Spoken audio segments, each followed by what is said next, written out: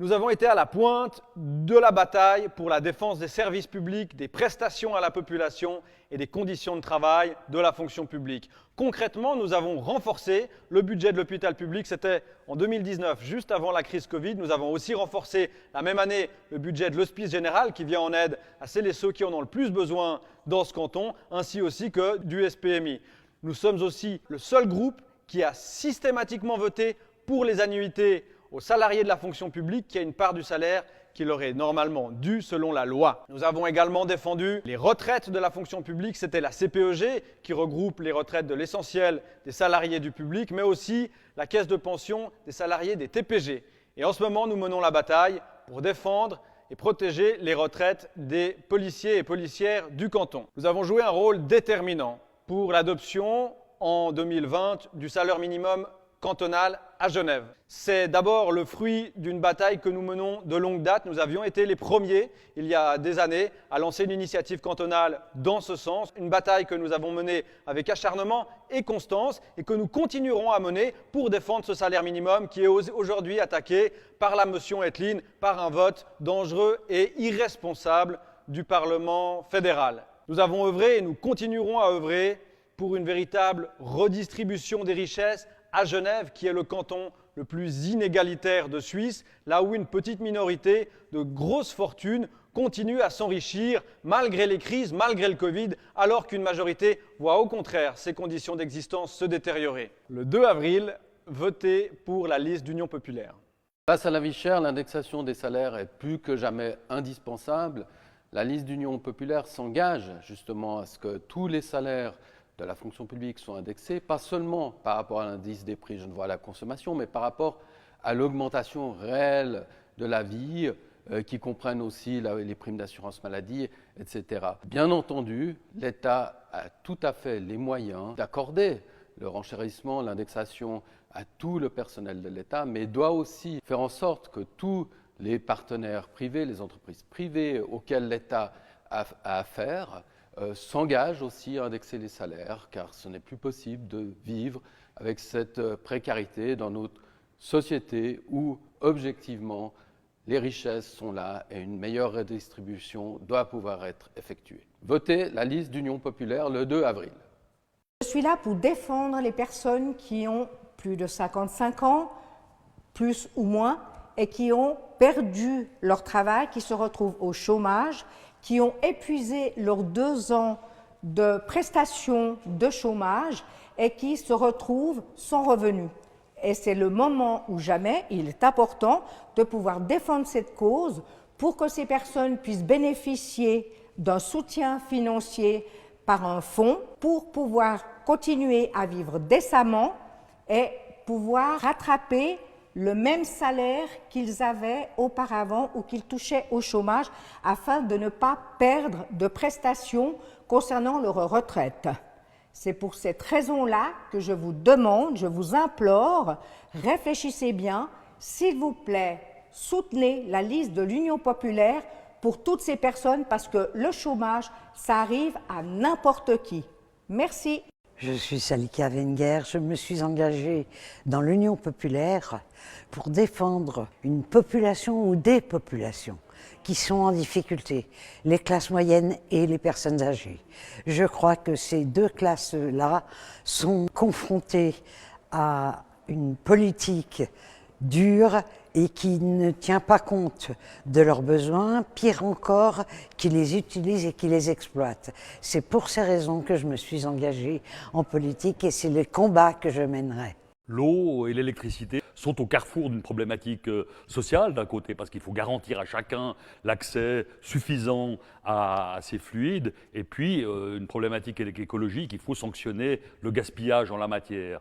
La liste d'Union populaire, pour répondre à ces doubles problématiques, fait une proposition.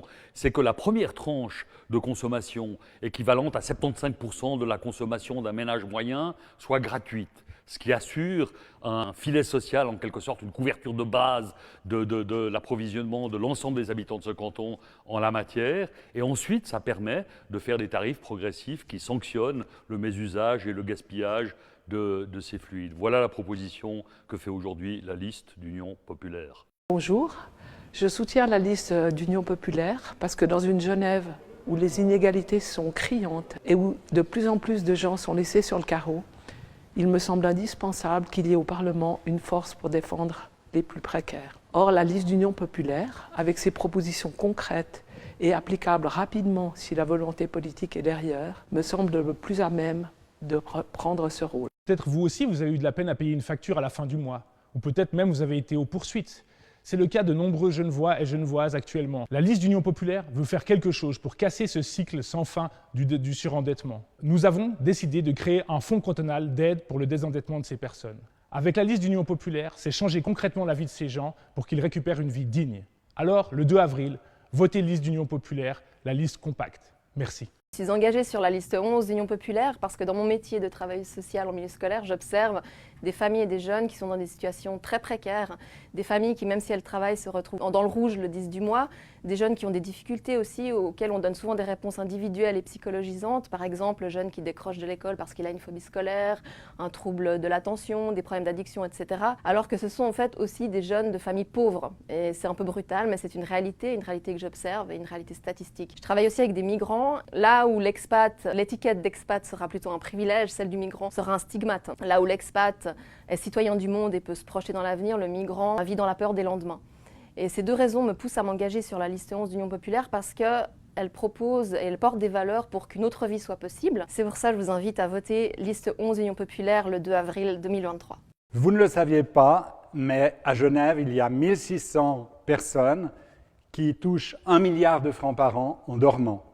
Vous allez me dire comment ils font pour gagner de l'argent en dormant? Eh bien, ils sont de gros actionnaires qui touchent des dividendes. Et ces dividendes ne sont pas imposés, ne sont pas taxés comme vos salaires ou comme vos retraites. Ils sont taxés sur une partie seulement des revenus et l'État et les communes perdent environ 150 millions sur ce cadeau fiscal fait aux plus riches d'entre nous. Donc n'oubliez pas le 12 mars de voter oui à l'initiative qui propose simplement de taxer les gros actionnaires comme tout le monde, comme une infirmière, comme un nettoyeur, comme un ouvrier, comme un enseignant. Les enfants sont ce qu'une société a de plus précieux.